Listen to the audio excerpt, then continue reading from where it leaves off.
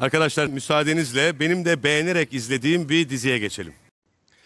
Benim başrolünü oynadığım Diriliş'ten sonra TRT yine çok konuşulan bir dönem dizisine imza attı. Duyduğuma göre çok da zorlu bir çekim süreci geçirdiler ve şimdi bu çekim sürecini bir de onlardan dinlemek istiyorum. Arkadaşlar selam, kolay gelsin.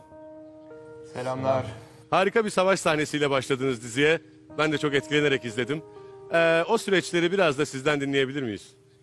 Evet, yani savaş 10 gün sürdü çekimi. Gerçekten çok zor şartlarda çalıştık sıcağın alnında. Ama tabii aylar öncesinden de hazırlığımız vardı. Yani işimiz tabii gerçeğe yaklaşabilmek. Özellikle tarihi işlerde saçıyla, makyajıyla, kostümüyle, o atmosferiyle elimizden geldiği kadar daha çok gerçeğe yaklaşmamız gerekiyor. Ve savaş sahnesini de elimizden geldiği kadar yine gerçeğe yakın çekmeye çalıştık. Burada gerçekten bütün ekibe teşekkür etmek istiyorum. Yani gerek kamera önünde standlarıyla, yardımcı oyuncularıyla, kamera arkasındaki bütün ekibime tekrardan teşekkür ediyorum. Gerçekten çok güzel bir savaş sahnesi çektiler. Onlar çektiler, biz oynadık sadece. Süper. Savaş sahneleri dışında da birçok aksiyon sahneniz var. Ekin, özellikle belirtmek zorundayım. Gerçekten yeni jenerasyonun en beğendiğim aktörlerinden bir tanesisin.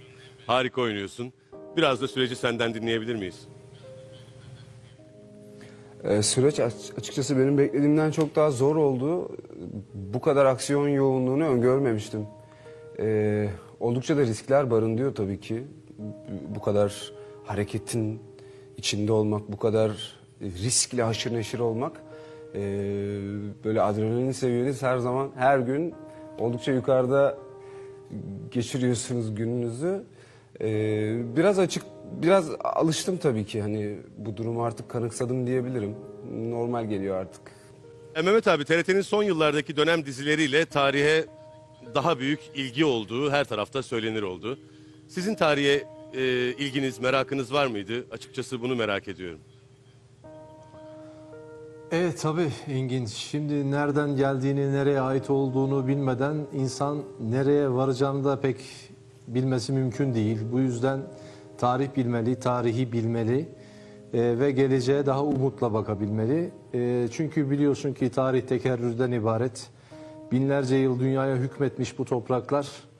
Biz görür müyüz, görmez miyiz bilmiyorum ama bir gün yine dünyaya hükmedecektir diye düşünüyorum. Bunun için tarihi bilmek zorundayız diye düşünüyorum. Çok teşekkür ederim. Hatice, sana geçmek istiyorum. Terken Hatun'la hayatınızda güçlü bir kadın figürü kazandırdın gerçekten. Terken Hatun nasıl birisi? Açıkçası gerçekten bu kadar hırs nasıl bir şey? Bize bunları açıklar mısın biraz lütfen? Aslında Terken tarih sahnesine iz bırakmış güçlü ve etkili kadınlardan bir tanesi. Aslında gücünü zekasından alan iki boyutlu bir karakter Terken. Ve tarih sahnesine iz bırakırken de cesaretinden, zekasından hiçbir zaman ödün vermemiş.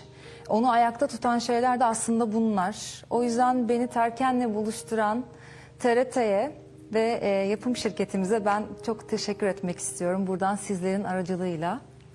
Çok teşekkürler. Sevgili seyircilerimiz, bu akşamki bölümü merak...